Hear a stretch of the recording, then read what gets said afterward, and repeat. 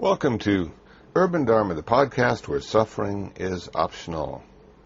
Hi, this is Reverend Kusala coming to you from downtown Los Angeles from the International Buddhist Meditation Center in the heart of Koreatown. Well, it is June and it's a little warm today. The sun is out. Birds are chirping.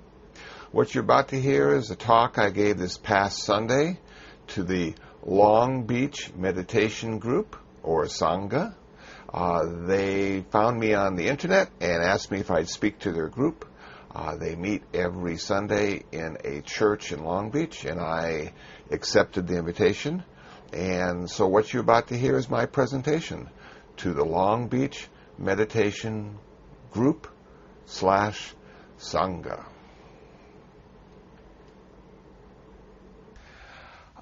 First of all, I want to thank everybody here for the invitation to speak. You assume I have something to say, and that's so cool.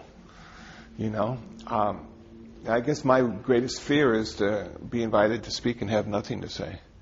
And we just have to sit for hours. Today I sent out the latest Urban Dharma newsletter. If you haven't subscribed to it, it's free. And what I do each time I send out the newsletter is I pick a theme, and then I go on the internet and find some articles that fit in the theme, and then I assemble them in a text file and a PDF file, and I send them out to everybody who signed up. And so the one I sent out today, I think, was sort of interesting for me because, as some of you might know, coming up in September, I'm going to be teaching a class at Loyola Marymount University, which for me is a lot of fun because it makes me feel like a professor to walk in and actually have a class in a blackboard. And media, which I don't use. It's just pretty much me talking. But the topic of the class is going to be the 5 precepts. And as you all know, the 5 precepts are, I'll just remind everybody, to avoid taking life, to avoid taking what is not given, to avoid sexual misconduct, to avoid lying, and to avoid consuming intoxicants. Those are the 5 precepts. And every time I say those 5 precepts in explaining them, when I get to the precept of sexual misconduct, I always look away from everybody because I don't want anybody to feel like I'm talking about them. And the question that came to my mind, and this is the way my mind works, it's overly simplistic. The question was, what is the history of good and evil? You know, what is the history of good and evil? And is there even a history of good and evil? Well, all you got to do is go to Google and say history of good and evil, and there it is. There is a history. And apparently, good and evil is a rather current concept, about 400 BC, according to one of the articles I read.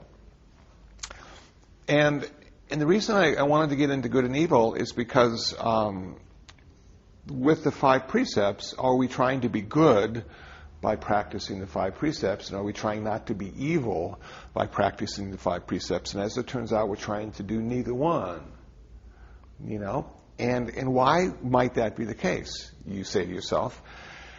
And it seems to me the reason it's not the case in Buddhism is because we do not have a divine lawgiver that defines for us what is right and wrong. Instead of a divine lawgiver in Buddhism, we have karma. We have cause and consequence. And instead of being good, we're skillful. Instead of being bad, we're unskillful. So we have a much lighter burden to carry, I think, in our life as a Buddhist than perhaps a Christian, Jew, Muslim, who would have those very heavy 10 commandments. And we have the 5 precepts. And they're just training precepts. I mean, we don't even have to do them if we don't want to. We have to sort of accept the consequences for not doing them. That's not an option. But if any of us decide not to keep any of the precepts, that's fine. You know, it just means we suffer a little more. And some of us like to suffer, I guess. It makes us feel like we're purifying ourselves through our suffering. And I don't think we need to do that. I think we need to purify ourselves through practicing precepts.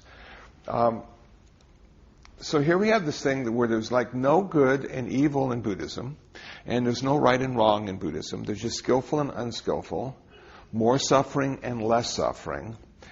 And so what we need is we need to have karma, but we also need to have rebirth as well. And so many people fight the concept of rebirth because it seems so foreign to Westerners and the Western approach. That most of you probably feel this is your first lifetime. And I did too, until I started meditating. And then I realized I'm so born every moment, so I have many lifetimes, all the time. And do we need to have like a real life previously or real life in the future? Or can we look at rebirth as simply being all the many kinds of births we've had in this lifetime? And I think for some of us, that's probably as far as we're going to go. We're not going to be able to say, yes, I have another lifetime coming, and I've already lived many lifetimes, and look where it got me so far. Jeez. So I think it's open to interpretation, but karma doesn't work without rebirth. And I thought that was an interesting concept, because Stephen Batchelor has a problem with rebirth. He likes karma, but he doesn't like rebirth.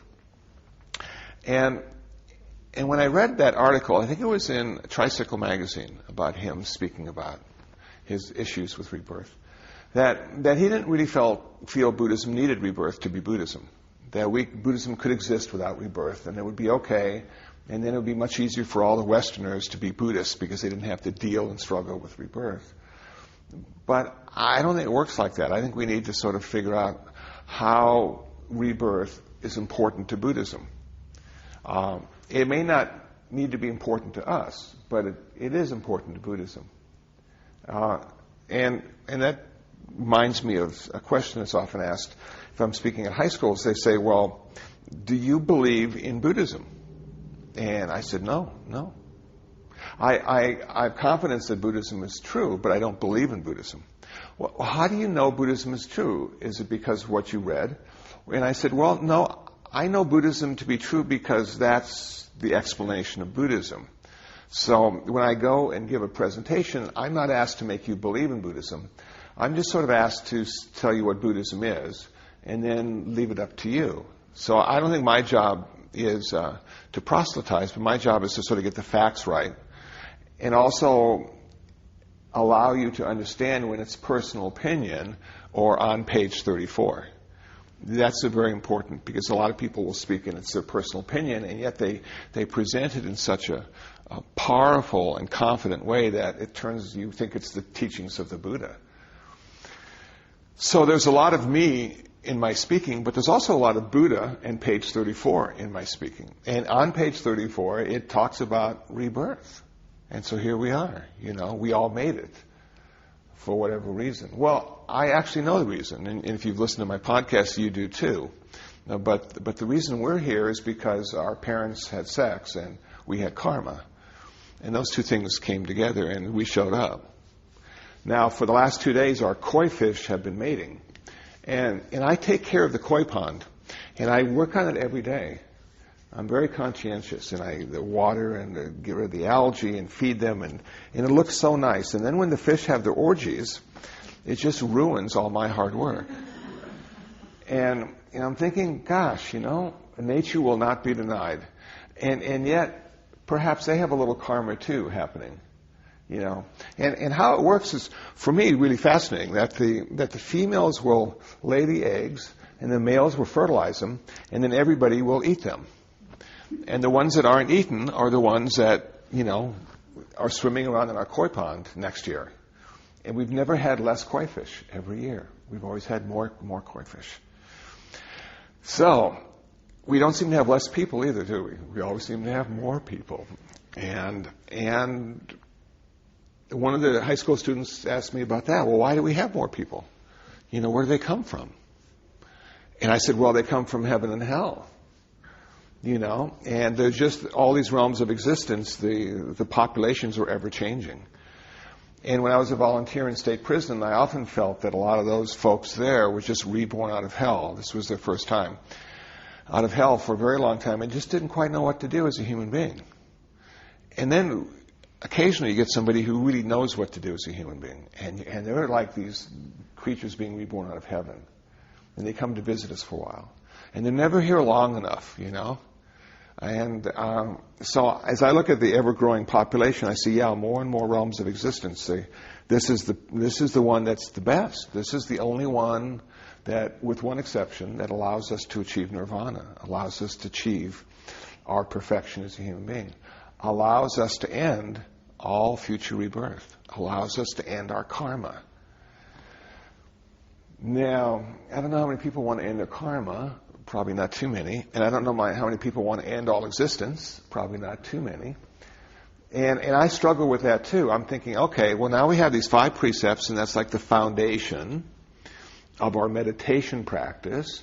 And the meditation practice is designed to change what we think and say, because what we think, say, and do really manifests first in our mind. In the Dhammapada, it says our mind leads our speech and action into the world, like an ox cart following an ox. So I'm going, okay, so the first thing I'm going to do is to speak skillfully, so I have good karma, to act skillfully, so I have good karma, and then the most important thing, which takes the longest time, is to think skillfully. And then that will lead my speech and action in just a very natural way. It'll manifest very nicely in the world, and nobody around me will suffer because of what I say and do, and neither will I. But how many years do I have to meditate? So I've been meditating since 1980, and it still hasn't worked yet. You know, I still need to be very cautious in what I say and do, because sometimes it's misinterpreted, or sometimes it's intentional on my part, either through anger or delusion or greed or lust. And gosh, once those words manifest in that world, you just can't take them back. There they are. And you're sort of stuck. So I'm thinking, nirvana, that is so cool. That would end all my unskillful speech, all my unskillful action, and all my unskillful thought. I would only and always be skillful. And then eventually nirvana would just end all the karma right there. That no matter what I said, it wouldn't be creating karma. No matter what I thought, it wouldn't be creating karma. And no matter what I did, it wouldn't be creating karma. I'm thinking, that is so cool. And because karma is important in my next rebirth, if karma is not there, then I may not have to be reborn. I figured it out. There's really nothing I can do about my parents having sex. But there is something I can do about my karma. So if I end my karma, then I won't have to show up. But then the question I was faced with is, what happens to me then? Do I just not exist and go back into whatever it is I came from? And after a lot of thought, I realized that I would still exist in a very special way. I just wouldn't exist because of birth anymore. I would exist because of nirvana.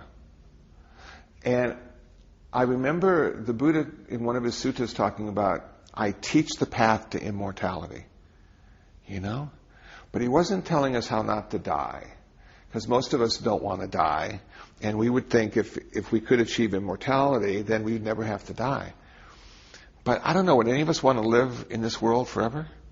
It's a pretty tough place to live, even when things are going okay. You know? And when they start to go bad, it really gets difficult. But if we could exist without being born, then we wouldn't have the problem of birth, which leads to old age, which leads to sickness, and which leads to death. If we could exist without being born, we would have the option, we have the right never to not exist ever again. And so, as I thought about this, I'm thinking, why is it so difficult to understand this concept? You know, and I came to the conclusion that it's really difficult to understand this concept because everything in this world is created. You know, everything. There's not one thing here that wasn't created. And I guess that's why there's so much emphasis on the creator God. In Hinduism, Brahma, the creator, is sort of at the top of the hierarchy, in charge of creation. Cool. And if you're a Christian or have Christian background, you've heard tell that perhaps God, was the first cause, which is an interesting concept to deal with, and it sort of puts all your doubt to rest. You can go on to the next thing, But if you're not a Christian and you're still concerned about how we got here, I would recommend a website, The Flying Spaghetti Monster. And actually it turns out he's the reason we're all here. He was the first cause. And they have the Flying Spaghetti Monster Bible, which goes into the theology of the first cause. And they also have T-shirts you can buy on the website. And I think as a Buddhist, that kind of flexibility is wonderful. We don't have to stick with any one concept or theory. We can just say, I don't know. We can say, I don't care.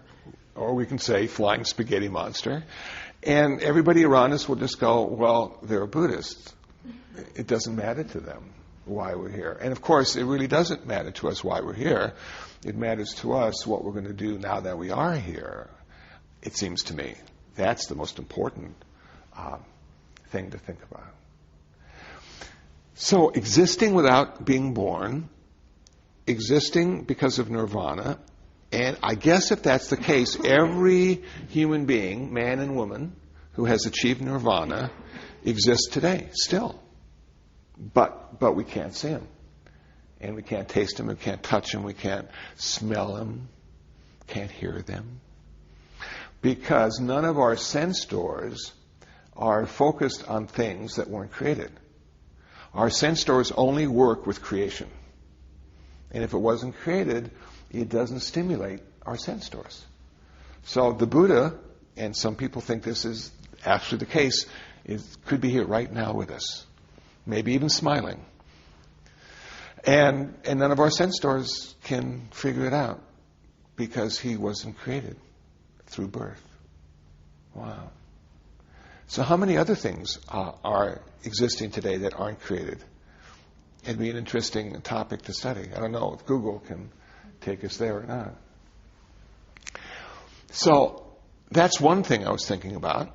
Another thing I was thinking about was something that happened yesterday. I was at True Yoga in Thousand Oaks, California yesterday. I'm there twice a month, every 2 weeks. And the topic came up, gender and religion. Wow, this is such a powerful topic. Everybody's getting ready for this one. And the newsletter prior to the one on good and evil was on gender and religion. And I, to be honest with you, being a guy, I never really thought about gender very much. And it might be a dumb thing to say, and an unenlightened thing to say, but it just was never a big issue. I mean, I'm not even married, It's just me and the cat. And he's a guy too. And so, we get along fine. And then I did a search. I said religion, I said gender, and I said Buddhism. And Google came up with all sorts of stuff. And I was just amazed at how unfair religion is when it comes to gender. I had no clue. And so I did a little research, and I started it off with sort of a more of a Christian perspective of gender and religion. And then I got into Buddhist perspective of gender and religion, which turns out to be a bit different than Christian perspective. And then I ended with an article I found in a Canadian newspaper called Gender Equality Ends at the Pew. And so if you go to church and sit down, it doesn't seem to be equal. But what did Buddhism say about gender? That was the focus of my newsletter. And Stephen Batchelor's wife wrote an article about this. And I guess that's sort of a gender way of saying it, isn't it?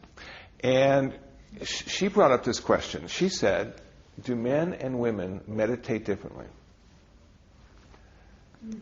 And she didn't think so. Now, I thought that was interesting because I always thought women did meditate differently than men. I thought it was easier for them to meditate because I found it so difficult to meditate and sit still. And they seem so good at it. And I figured it must be their gender. But as I spoke to women about meditating, they said they suffered too. And I said, okay, good. So it must not be the gender then. It must be that they practice more, or I practice less. But she came to the conclusion that men and women meditate the same, which I think is sort of an interesting idea. Then she brought up the question of, do men and women both achieve nirvana? And the answer is yes, they both achieve nirvana. And the story that goes with that is one of my favorite stories of the Buddha's stepmother who wanted to be the first nun. Actually, she turned out being the first nun, but she just wanted to be a nun and turned out to be the first one.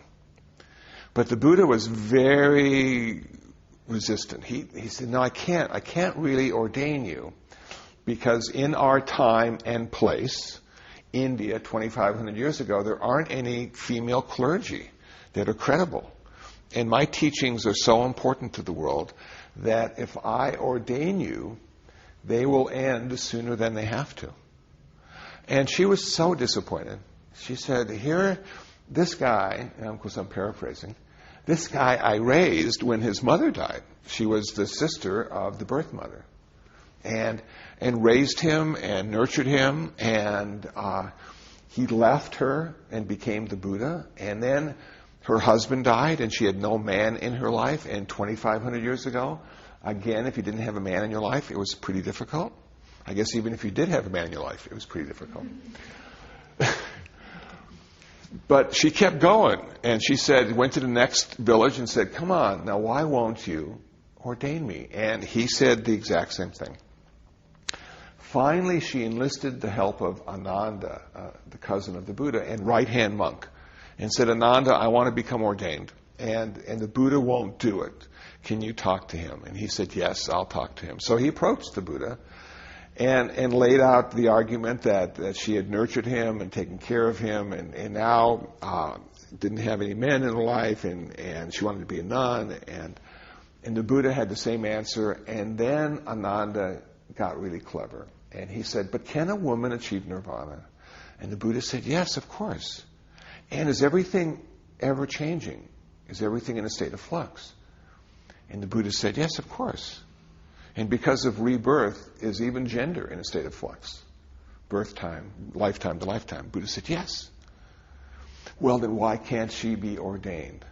And the Buddha said, yes, she can. And I thought, what a positive statement that makes, that the reason the Buddha ordained women is because they could achieve nirvana, not because they were women or men. And I'm going, yeah, that is so cool.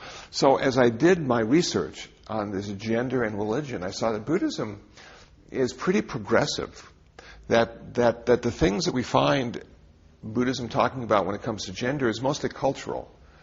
It doesn't come out of Buddhism or what the Buddha taught. It comes out of where Buddhism is being practiced. And those social prejudices are difficult to get past sometimes. But now Buddhism is in the West. And isn't that cool? Because we're getting more and more equality all the time. And so just 2 weeks ago, I was invited to go to a Methodist church and speak to a Asian American congregation. Everybody was Asian except for me. And I'm speaking to them about Buddhism. And I'm going, wow, it's starting to happen already. The Caucasians are taking Buddhism back to Asia in the same way Asia brought Buddhism to us.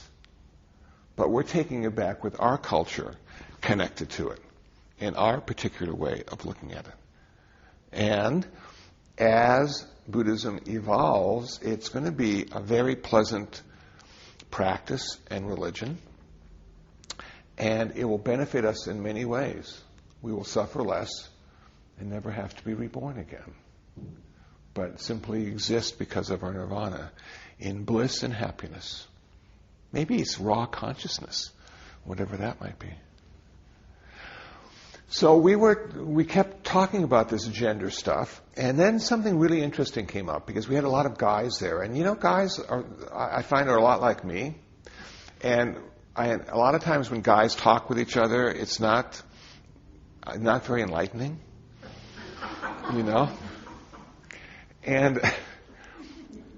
And so we talked about how men sort of respond to females.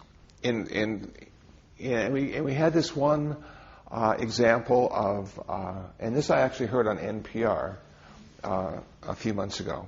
He was talking about being in a park. This man was in a park, and this 9-year-old girl came up to him and said she couldn't find her family. Would he help?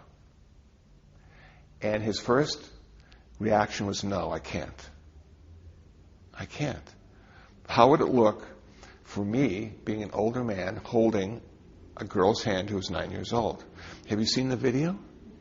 Have you seen that video of the old guy and the young girl? And even if the intention was good, what would people think? And all of a sudden, sort of one by one, each man in the room said, yeah, if I'm in a room with teenagers, this one man said, I try to leave. If they're teenage girls, I try not to be in the room with them. If there's no reason for me to be there, because I feel uncomfortable. I feel it could be misinterpreted. And women were surprised to hear that from men. And so I see gender role, goes very deep. It's not just religion, but it's also part of our practice and the way we practice Buddhism. And then one of the women said to me, she said, well, when you achieve nirvana, do you transcend your gender? And the answer is no. You are a male or a female who has realized their nirvana, but you still have a gender role to play. Even if your consciousness has been transformed, your body hasn't.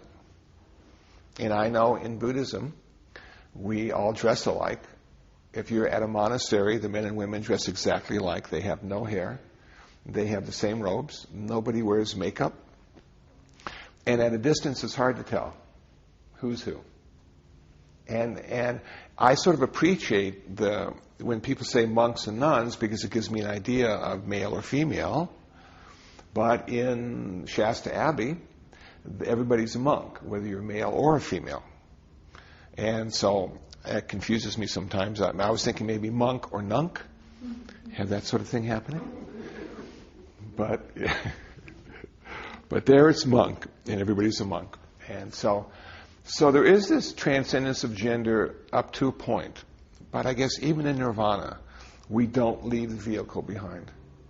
But I'm sure there's a different kind of relationship that's been created because of enlightenment or nirvana with your gender. That you see the sexual roles that gender plays, and you see the community roles that gender plays, and you see the family roles that gender plays. And yet, do you have to be any of those all the time? I think it's appropriate to be some of those some of the time. But as we sit in meditation, are we sitting as a male or a female? Or are we just sitting? Do you feel like a woman as you sit? Do you feel like a man as you sit?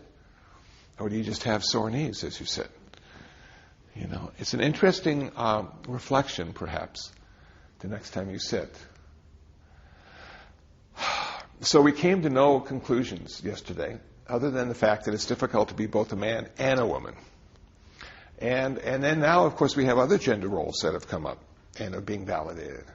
So it's even more confusing now for some and less confusing for others. So I've chosen to be a guy, and sort of with all its strengths and weaknesses. And I'm just sort of dealing with that in this lifetime. Whatever karma I had said, well, this is your classroom in this lifetime. How can you be a good guy in your life? And so far I'm sort of good, though I guess because I'm a monk, I'm not going to get married. So I don't know what that says about my guyness, but I guess that's okay. Maybe I didn't need to in this lifetime. So, and happy Father's Day to everybody here who's a father.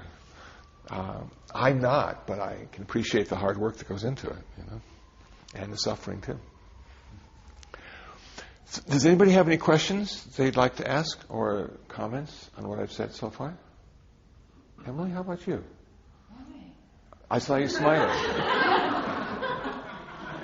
And I know your name. And now I'm good. Thank you. You're welcome. You're welcome. Yes. Is it now that current today women can't be ordained in the Buddhist? Good question. Okay, this is how it sort of works. I found out after doing all my research that Tibetan Buddhism, they can only be ordained as a novice, not fully ordained. For some reason, full ordination never made it over the Himalayas. And so they've never had fully ordained nuns in the Tibetan tradition until a few years ago.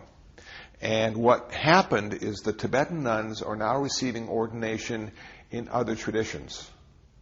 But they're not giving up their robes. They're keeping the robes and keeping an ordination in Chinese Buddhism or Vietnamese Buddhism, fully ordained. You need 10 women to be fully ordained to be able to ordain one new nun. So the critical number was 10, and there are more than 10 Tibetan nuns fully ordained, and they are ordaining other nuns as well. Sri Lanka, Thailand, Cambodia, Laos, the southern school of Buddhism, Theravada tradition, in the past, they've had full ordination for women. But that died out. And when you get below the critical number of 10, then you can't ordain any new nuns, and the same with monks. Well, at one point in the history of Sri Lanka, the male ordination, the bhikkhu ordination, died off as well. And monks from Thailand came over and started ordaining Sri Lankans, and they created a new male sangha, but they didn't create a female sangha. So in Thailand, this is a big problem, because there are a lot of women who can't even be ordained as novice nuns. They're anagarikas. They've taken 8 precepts. They wear white. They're looked at as an advanced layperson, but not an ordained person. In Sri Lanka, they have reestablished the ordination of bhikkhunis, fully ordained nuns. And so there are more and more women coming from the various countries in Asia to Sri Lanka to be fully ordained, and then going back to their countries and recreating the bhikkhuni ordination again. In Taiwan, it's fine. The females, males, there's plenty. Asian Buddhism, though, there is this disparity. There is a gap between male and female ordained. Oftentimes the females run the centers as far as the work is concerned, but the center is directed by a monk, so it's still patriarchal. The center where I live, we have a woman who's the abbess of the center, so I have a unique perspective on that, and it works fine, whether male or female, as long as they can do the job, and she can. We've been in existence for a little over 30 years, so far so good. So it's not as rosy as one might think Buddhism would be when you look at the ordination. There's also the Buddhist nun needs to take more precepts than the male, and that's because they're female. And so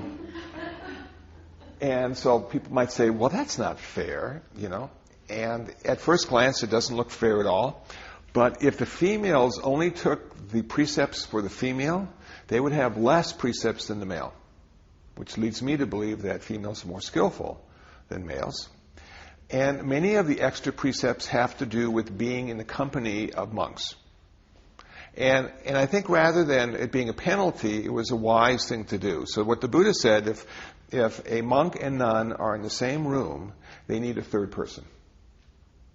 And so things are less likely to be misunderstood if the third person's in the room with the male and the female. And that was something that was done 2,500 years ago, but it might be applicable today as well. Sometimes if you have that third person in the room, everybody's a lot more comfortable. And so some of the rules are to protect the nuns, not penalize them, as I understand it. And so it's a difficult subject to speak with equanimity about. Yes? It's interesting, I've heard Buddhism referred to as the religion of no religion, and it makes me, I guess I'm still exploring it, but I thought it as soon as you get organization involved, it seems like any religion, as soon as it gets organized, it goes from the mystic and the idea of individual enlightenment to some kind of organization where you end up with a patriarchy or something. A woman needs to be ordained. To be, why would you even need to be ordained by the Buddha per se? Yeah. Why can't you be your own individual Buddha? That's the way I look at Buddhism in a sense. But it's kind of disheartening to hear about the patriarchal structure as strong as it is in other religions, but I don't really embrace that part of it. Yeah. Yeah, and that's fine not to embrace that part of it. A lot of people come to Buddhism because they need a therapy. They're having problems with their wife or husband, and they figure if they meditate, it'll get worked out. I always encourage counseling. It's much faster. Meditation takes years. You can be fully enlightened. You can achieve nirvana without ever hearing one word about Buddhism. There's a whole category called the silent Buddha, the Pacceka Buddha. And these are people who, through their own mistakes or intuition or wisdom, became enlightened. Wow, that is so cool. So they're not Buddhists, but they are enlightened. Is there a need to have ordained people in Buddhism? I would say yes. And that's because the ordained people are the direct link to the Buddha. Are we going to have more Dharma teachers than monks in America? Now, Dharma teachers are lay people who teach Buddhism. I'm going to say yeah, because we have a lot more Protestants and Catholics in America too, and we're sort of used to the Protestant model rather than the Catholic model. Is it detrimental to Buddhism to have a monastic community? I would say no. And what the monastic community did is something that one person can't do, and that's keep Buddhism alive through decade after decade, century after century. That the original monks and then nuns, their primary job was to memorize the suttas, the talks of the Buddha. And so the lay people would go to the monks and nuns and ask, well, what did the Buddha say about this? And the monk or nun would say, well, Sutta number 34 in the Majjhima Nikaya says this, and blah, blah, blah, blah, blah. And it was like a walking encyclopedia. Most cool. And each monastery had a chance to memorize a certain section. So to hear the entire teachings of the Buddha, all these different monasteries would come together and recite what they had memorized. Thankfully, we finally got into printing, and people, were able to read and write and become literate, and you go, okay, cool, so now we don't need the monks and nuns. Well, they still keep the rituals alive. And do you need a ritual in your life to be a Buddhist? Actually, you don't. You can just be a secular Buddhist and study the philosophy, and that's great. There's no problem with that. For some people, it gets a little dry. For some people, the rites and rituals are the icing on the cake. It's personal, heartfelt involvement in their practice. It's not just an intellectual understanding, which is fine. I'm not much of a scholar, unfortunately, and I'm always impressed when I am around scholars, because they know so much and they speak so well, and they've written all these books and they have all these letters at the end of their name. And my gosh, wouldn't that be cool? But then I thought to myself, well, where do they go when they die? To the library? And study some more? So as a human being, there's self-power and there's other power. And Buddhism has both. I've often thought when people meditate, we are meditating alone together. Buddhism doesn't have this flock theory with the shepherd. Buddhism has a bunch of cat theories. We're all cats. We've gathered together for a little while, but we're all going to go our separate ways. And no matter how much practice we do together, most of the practice we'll do will be alone, at home, or on retreat. But it's rare to be in a group. That's why groups are so wonderful to participate in. And if you do it every week, it's a blessing. Some people in parts of the country, when I get the emails, they have nothing. They don't even have a yoga studio to go to. Certain parts of Oklahoma, And then when they do have a yoga studio to go to, when they do the sun salutation, it's spelled S-O-N. That's a little scary,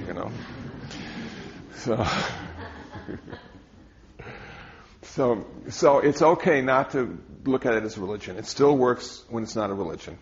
But it also works as a religion for people that want a religion. And I came to it wanting a religion. And I got much more than that. So I feel blessed. Thanks for the question. Did I answer it, sort of? Okay. Good. Yes, sir. I had a question about karma. Okay.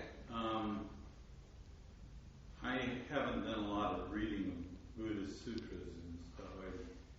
I've gone to a lot of Dharma talks and a fair number of retreats. And I've done some reading by Ken Wilber, who asserts that karma results, it's basically an energy that's created, by either skillful or unskillful acts. And it might not necessarily affect you directly, but it might affect, somebody else, somebody in your community, a friend, you next time around, that sort of thing. Mm-hmm. And I was interested in your reaction to that. Okay. I'll go one step further. And Ken Wilber is one of my favorite authors. That we don't create karmic energy, we transform it. That my understanding of energy is that you can't kill it or create it. It's just there all the time. And so here we are as karma transformers. And we have this energy in the world, and every time we think something, we're transforming the energy that's already there, and we give it a moral value, skillful, unskillful. Every time we say something, we're taking energy that's already there and transforming it. And every time we do something, we're taking energy that's already there and transforming it. Now that energy stays transformed for a while. And that stream of energy that we've been transforming our whole life is what transmigrates to the next lifetime. Do we always feel the consequences of that energy transformation? I would say no, we don't. And that's why rebirth is such an important aspect of karma. Because if you take an overly simplified example of somebody who's really an unskillful, bad person, who has caused a lot of pain and suffering to people around them, and yet they seem to have a wonderful life, and then you have this really good person who never did anything bad in their life and dies in a car accident at 14. And you go, what? Where is the justice? Well, Buddhism, we don't have justice, Again, we don't have a divine lawgiver, so we can't go there. But we can say to ourselves, perhaps, because of many lifetimes previously, they had done so many good things, so many skillful things, their pond was so big that teaspoon of salt, the unskillful karma they created in this lifetime, when it was mixed in the pond of good activities from past lifetimes, you couldn't even taste the salt. And then there are times when people, and we all have seen examples of this, when people are born with such wonderful potential. And a woman that comes to mind is Mary Ann Faithfull. Is anybody here old enough to remember Mary Ann Faithfull?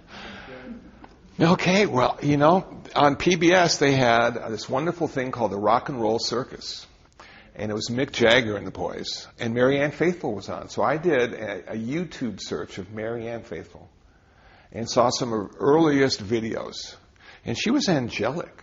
She had a wonderful natural voice, and it was great. I really enjoyed listening to her. And then as I listened to her interview, she found drugs, she found promiscuity, she found Mick Jagger. And maybe there's a connection there somewhere. And she tried to commit suicide, and went unconscious for 6 days in Australia when she was supposed to be part of a movie, And then she was homeless for 2 years, and she struggled back, and man, what a journey. So here we have someone who started off pretty good with a lot of potential, but ended up being rather unskillful, and the consequences manifested pretty quickly. And then because of the skillful activities she involved herself in later in her life, the course changed. So one of the great things for me about Buddhism is we have an opportunity to make our life better. It's not predestination.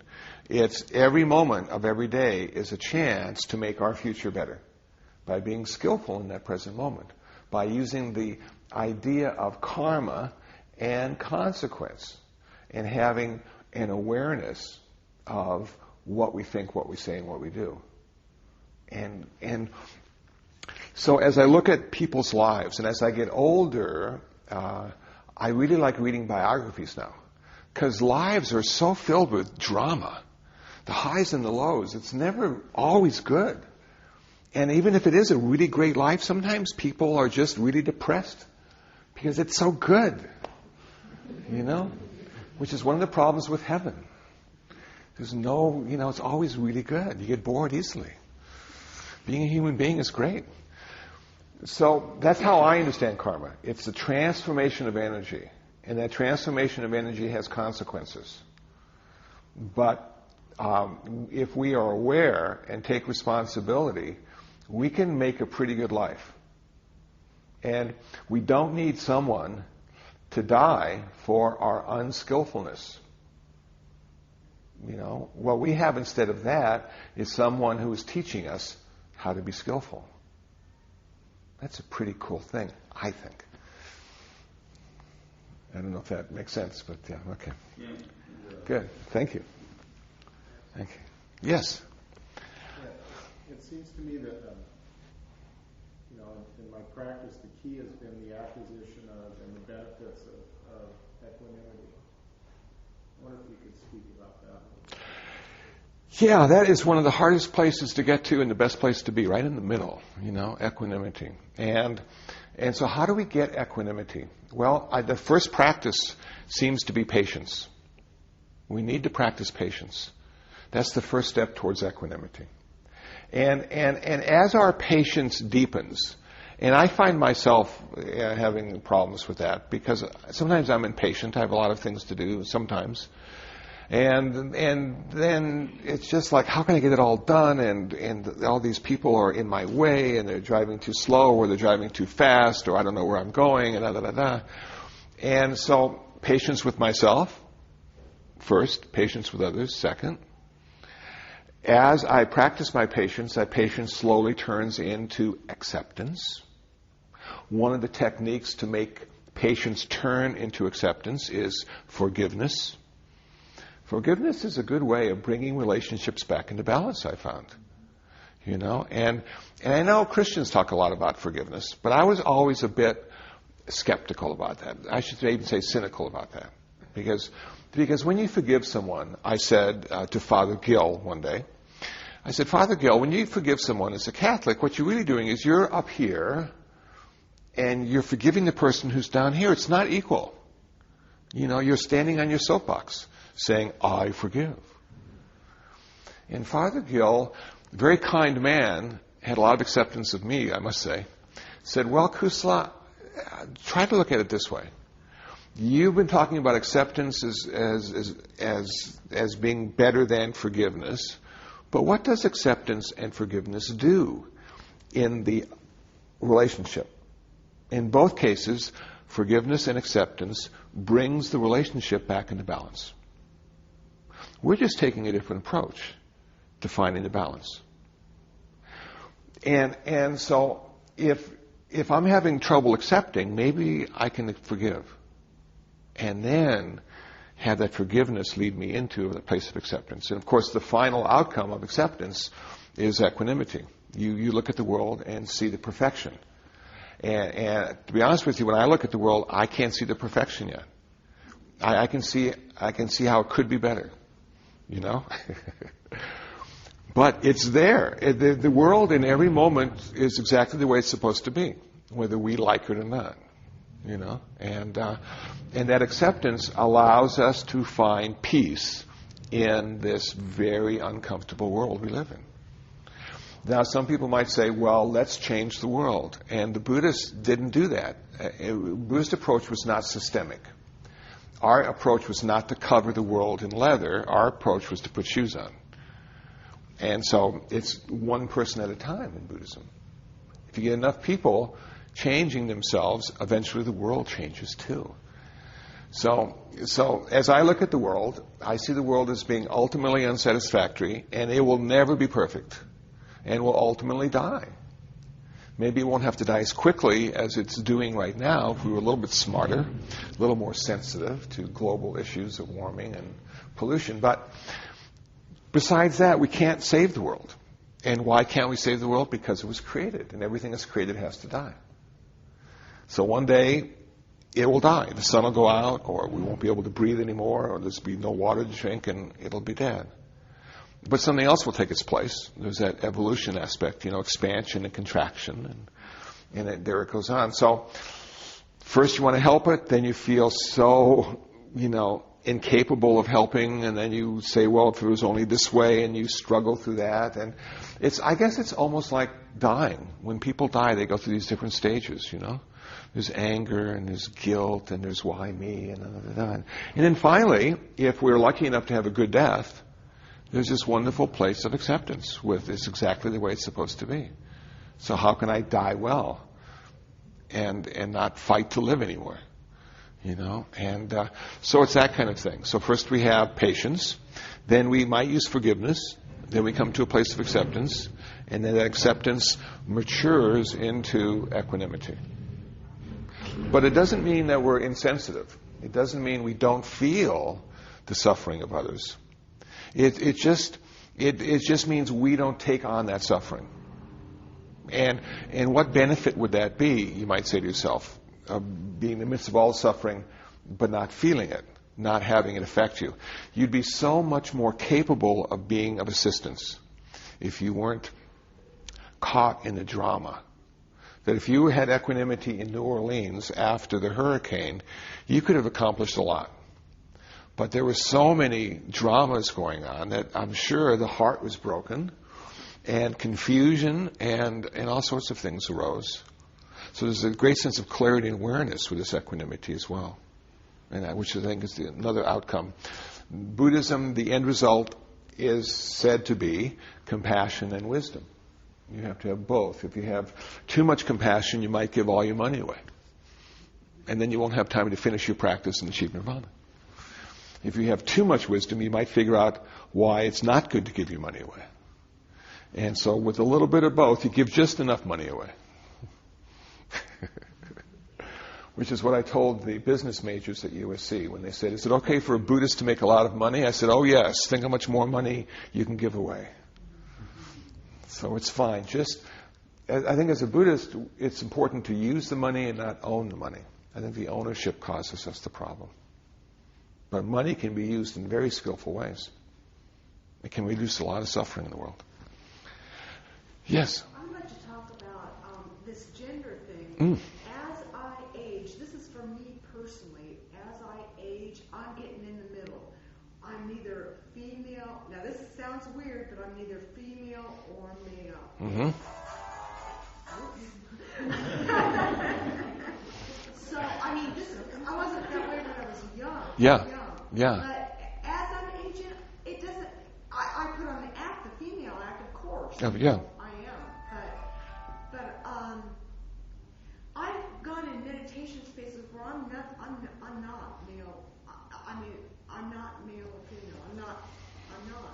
And Is there a certain liberation in that? yes. Yeah. Yes. Yeah. So that's what I was going to say, that maybe this gender talk has to do with younger people. I think gender is more important to young people. Yeah, I think you're absolutely right. I think they should ban Viagra. That would help. That would help gender issues. Well, it's for other people. Yeah, exactly. But so I think you're absolutely right. But there are roles that we need to play. Like you say, you can see through the gender role now. You can see the transparency of it. But it still needs to be played out sometimes because other people get confused if you're neither one or the other. Yeah. Right. Well, it's a habit, It is a habit. Yeah. I think Mom started it. Didn't she? Didn't Mom sort of dress us funny in the beginning, blue and pink and that kind of stuff? And then it just went on from there. Yeah. Cool. Thank you. I find the same thing myself, that the older I get, the less important it is to be male, Though one of the examples I brought up, which sort of triggered this whole conversation at True Yoga, was the fact that I often ride a motorcycle sometimes. I guess that's not a very good sentence.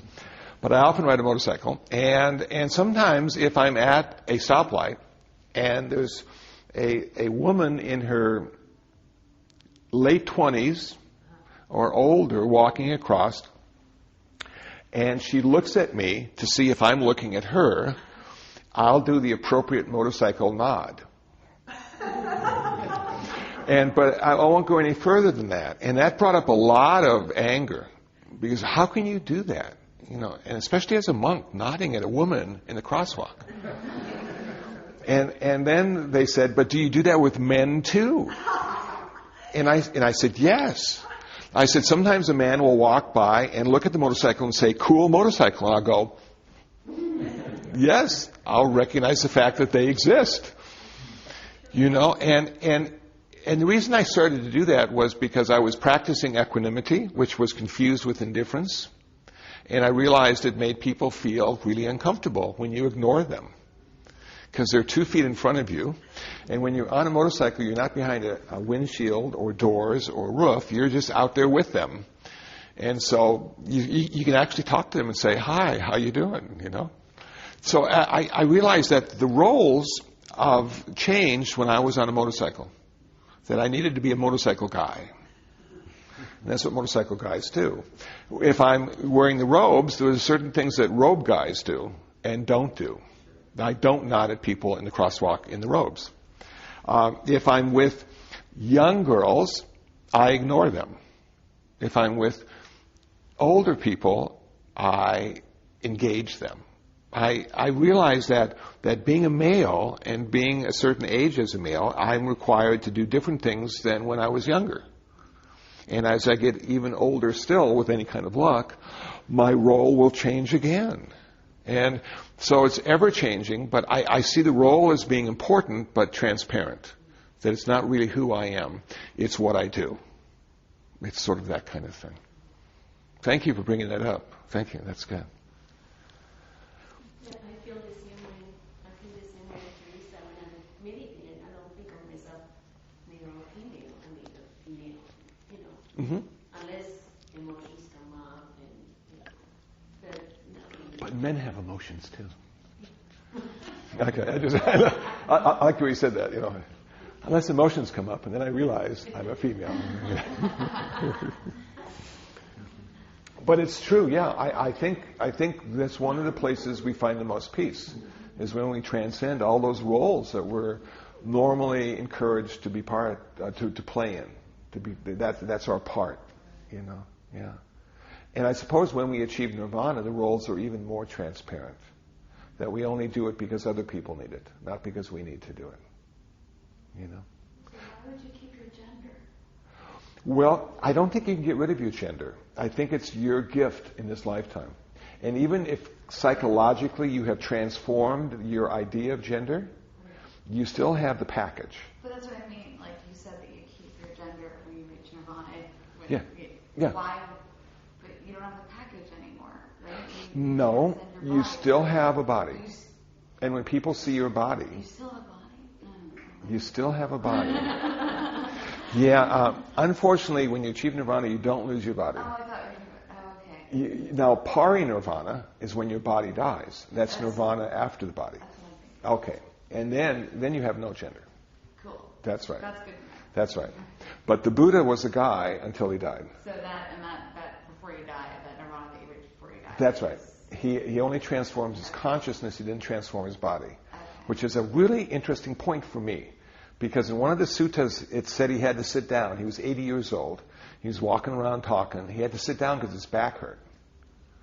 And that immediately raised a lot of questions for me. He felt pain. But he achieved nirvana. He ended his suffering. How could he feel pain? Yeah. And suffering is optional. Pain isn't. as it turns out. Suffering is different than pain. Suffering happens when you don't want to have the pain. He also had a bad back. Now, the Buddha had a bad back? Yeah, he was 80. So he had a bad back not because he was the Buddha, but because he was 80. And so that, for me, when I read that early Buddhist tradition of Theravada, it really brought the fact to me that he was a real guy. And no matter how much meditation practice he did or his other spiritual practices, he didn't transform his body. He transformed his consciousness. Does that sort of make sense? Yeah.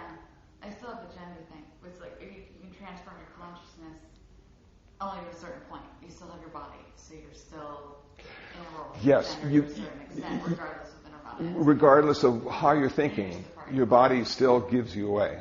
Right. You know, so Okay. and we can't cut off our heads. You know, we have to. Mind and body are connected in this lifetime. And I know some people say, "Gosh, if I can get rid of my body, then it'd be a perfect life." You know. Well, but then we wouldn't be a human being. You're right. It doesn't work with just consciousness. Yeah. So you could be reincarnated into another gender. Well, I'm glad you brought that up because. Also, if that's so, then Buddha could have been reincarnated as a woman who couldn't be ordained as a woman. Yes. These were men who had been reincarnated as women, and you're right. But now we don't use the word reincarnated in Buddhism, and I'm glad you brought that up. And the reason we don't use it is because reincarnation requires a soul, and the Buddha said we don't have one.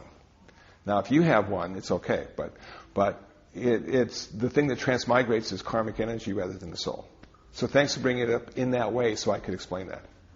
I appreciate that. Yes. And I have a question. Is it true in your belief that we choose our parents and we choose the place and time for our birth? Well, now I'm going to change that in my understanding because I don't have a belief in Buddhism, but I have an understanding of Buddhism. And it seems to me that karma plays a small part in the picking of our parents. And let me end with this model, and you can see why I would say that.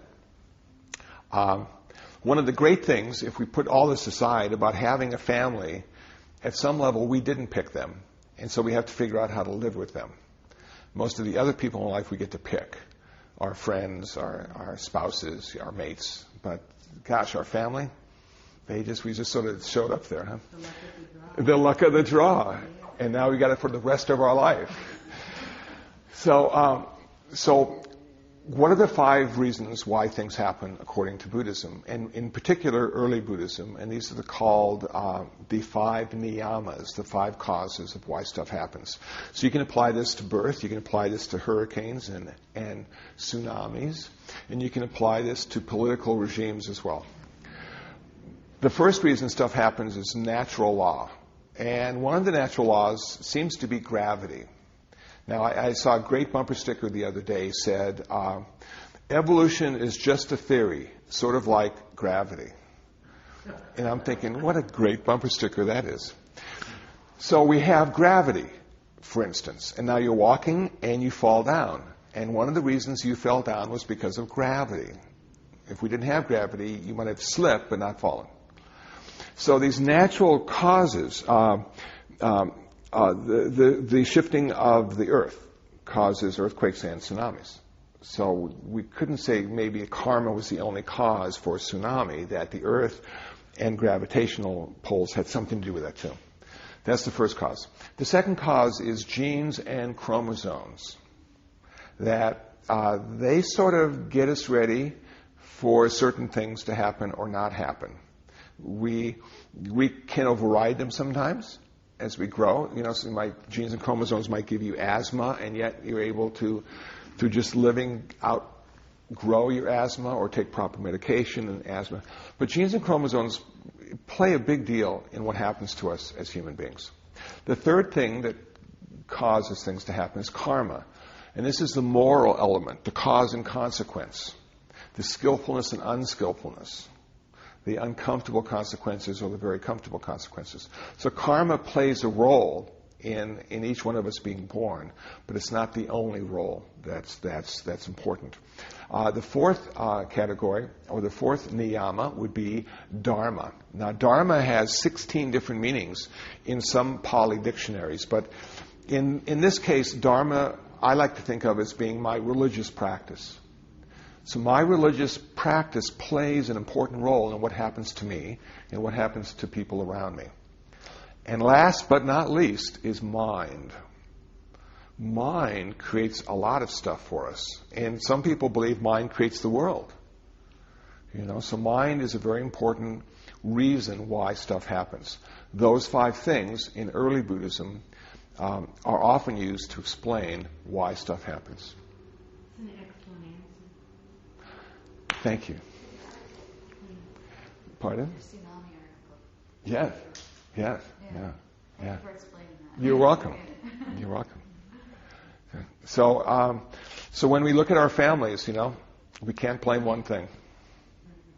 We have to have patience, forgiveness, and acceptance. Thank you. Time to meditate? Yeah. Well, that's it. That was my talk to the Long Beach Meditation Group / Sangha. Hope you found it interesting. Hope you found it useful. If you'd like to download some free ebooks on Buddhism, please visit buddhabooks.info. That's buddhabooks.info. If you'd like to hear more podcasts or talks I've given, please visit dharmatalks.info. That's dharmatalks.info. If you'd like to know more about me, please visit kusala.info. That's kusala.info. If you would like to email me, my email address is kusala@urbandharma.org. That's kusala@urbandharma.org. I'll get back with you just as soon as I can. Well, until the next time, until the next podcast, be happy, be peaceful, and most of all, be free from suffering.